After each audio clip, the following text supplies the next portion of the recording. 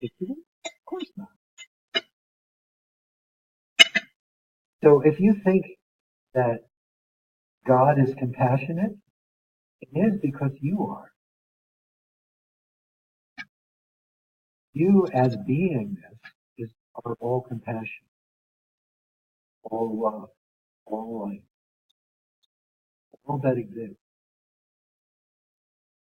But you as the truth of who you are is even more than that. But that's not experienceable, not rememberable.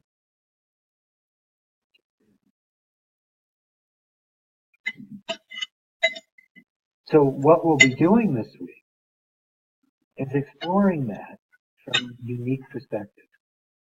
And because we're doing this, this is the first time we've ever done a live stream of the retreat. We've recorded them once before, but no one was participating from home. So one of the things I'm going to be doing, something that the last time we recorded an advanced training, it was a long time ago, 2009, and the level of teaching that was coming out was pretty rudimentary compared to what comes out now.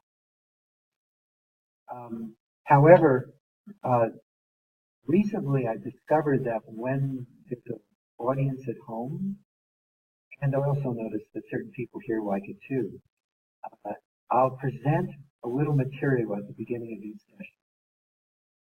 Although that's a little of a challenge in this topic, because whenever I get into this topic, my mind gets even quieter than it usually is. And I can usually summarize the topic in a sentence. And I'm going to have to elaborate for the rest of the time I'm talking. So we'll start each session with a chat. And then I'll do a group release on that topic. Then we'll open the floor to questions, sharing, and assistance. And then we'll probably usually do a partnership. And when we do the partnerships, I'll be your releasing partner at home. And the good news is everyone who's here and everyone who's at home is going to get a recording of this that will be cleaned up within the next month or so. About a month it takes to clean it up. Like we'll edit out all the breaks and the announcements and things like that. So so you'll get to do the partnership twice. Those of you who are here, you do it with a partner, and then you'll do it with me when you're home, when you're watching the recording. Those of you at home, you'll just get to do it with me. Just settle for having me as a releasing partner. And you won't be able to ask me any questions. Which is too bad, because part of the benefit of doing partnerships is the asking. Sometimes even more so than being asked. But we haven't figured out a way to do that. What we are going to do, though, we started this the last time we did streaming, is people are going to be able to ask me questions directly live, and I'll be able to see them, so will you. So at some point, we'll probably have a big screen up here, right? Maybe. So we'll see. But for now, if that screen is probably big enough, so if you turn around, you'll be able to see the person's face. So when I'm working with someone at home, you'll be able to see them. And I'll be able to see them, which is kind of fun. So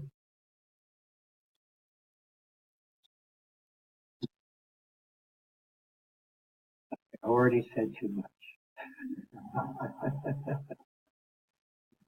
But again, those of you who've been here before, which I know have, you know, this body just keeps talking.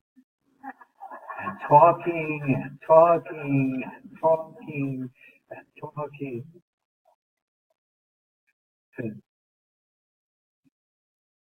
So some of the topics we'll cover this week are first off, we'll explore in depth how you are not a body.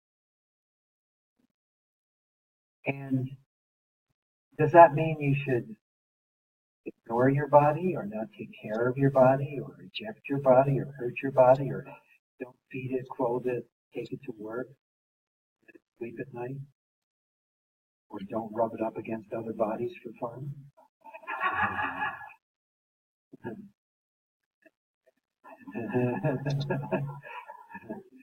No.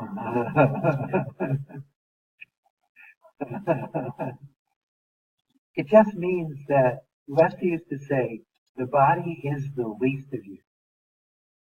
He also used to call it the carcass.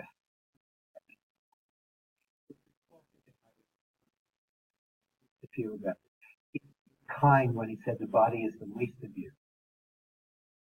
The body is actually, he also used to say, we should celebrate people's death and mourn people's birth.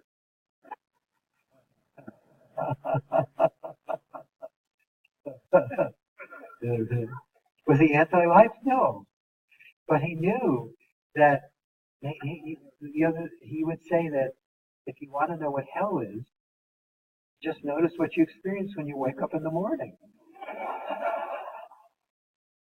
Because basically, the omniverse is just a speck in that infinity, and even infinity isn't accurate, that you are.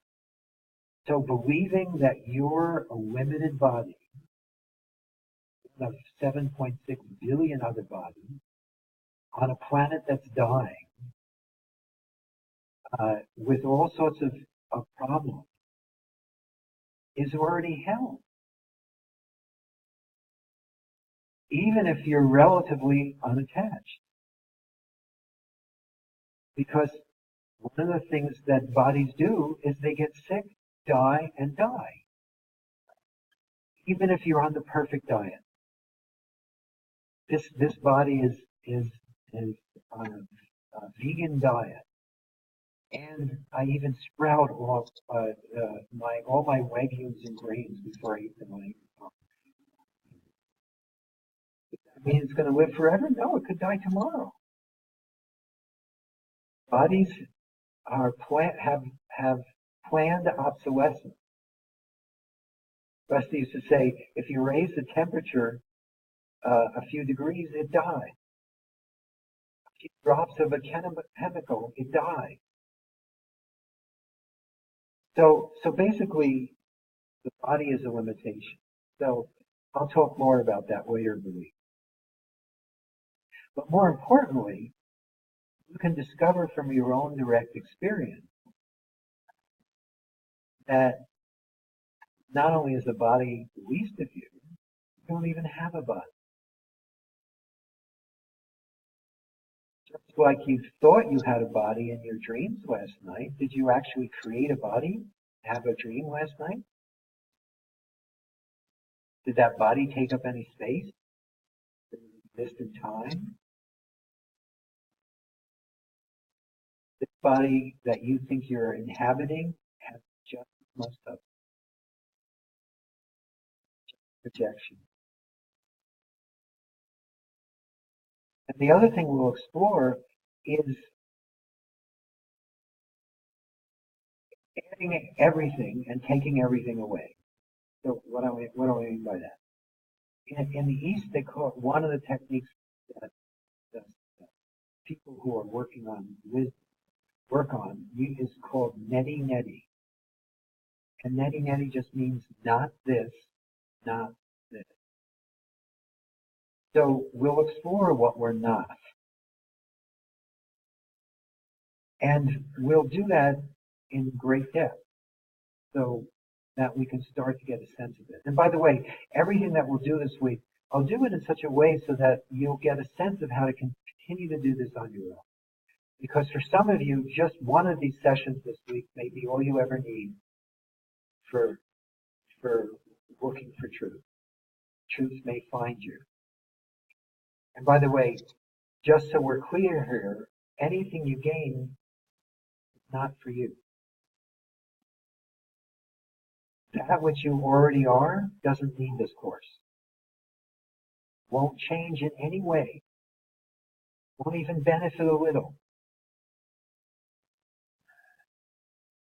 It is already whole, complete, and enough as it is. It is already in every experience, beyond every experience, and giving life to all that is, and way beyond those words. Those are all just words.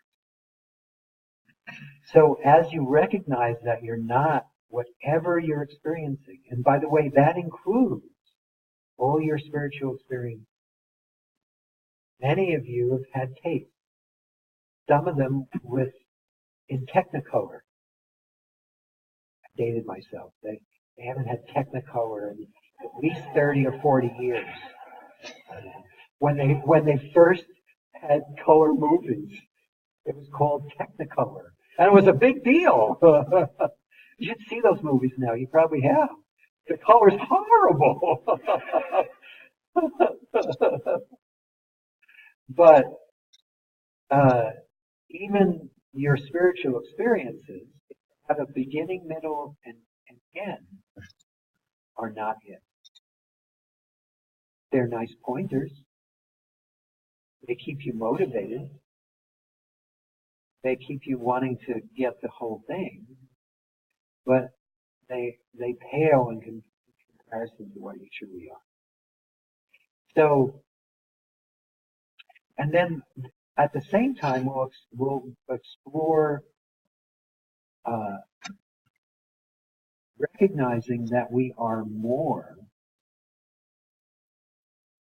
as opposed to less. In other words, there are two ways of approaching this. You can notice that you're nothing at all, or you can discover you're everything, and even beyond that. So we'll explore both. Because both are true, and both are not true. Again, I'm using words. But this beingness that we are is all-inclusive.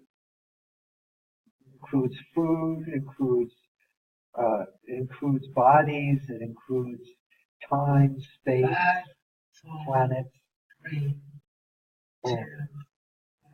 When I said all-inclusive, and I guess this is a resort of story, because it's not really a lot of fun all the time. But you can discover the truth of who you are from negating everything, and you can discover the truth of who you are by embracing. So we'll explore both.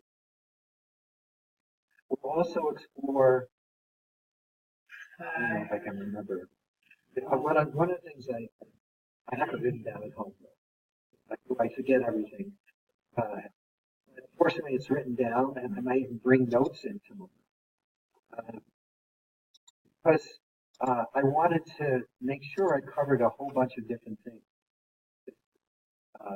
that are their perspective that you can use to really open yourself up to the truth of who you are.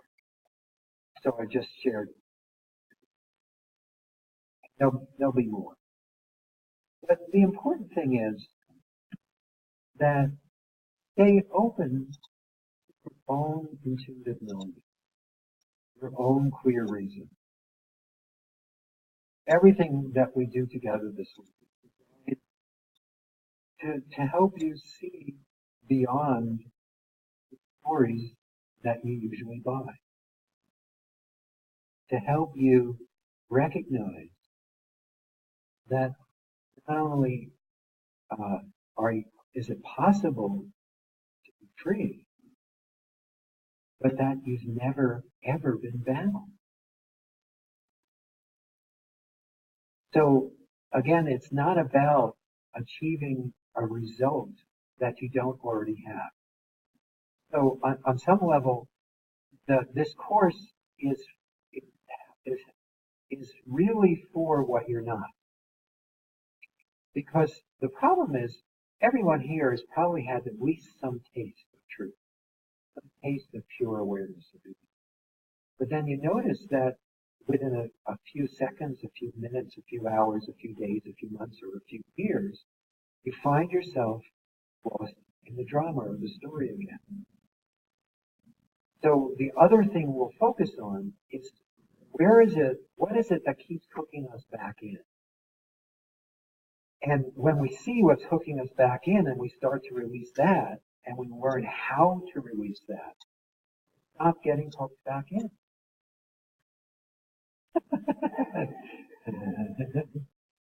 and even that is because I'm speaking still somewhat to the person. If I speak to beingness, all I would say is you are that. Then I go home. That would be the end of the retreat and the beginning of the retreat. So for whatever reason, this body mind is still willing to talk to where you think you are. I'm going to do my best not to encourage you to reverse that this week. But everything that you can remember, including everything I'm saying, is not it. And your belief that there's something you can do in order for you to be free actually keeps you bound, or keeps you keeps you lost in that story. What you are isn't bound, but what happens is, Wesley used to say, because you're unlimited, you have unlimited ability to cause trouble for yourself. He also used to say, how long should it take an unlimited being to discover they're unlimited? Time at all. It doesn't have to take any time, because what you are exists out of time and out of space. And you don't even need a spaceship. Because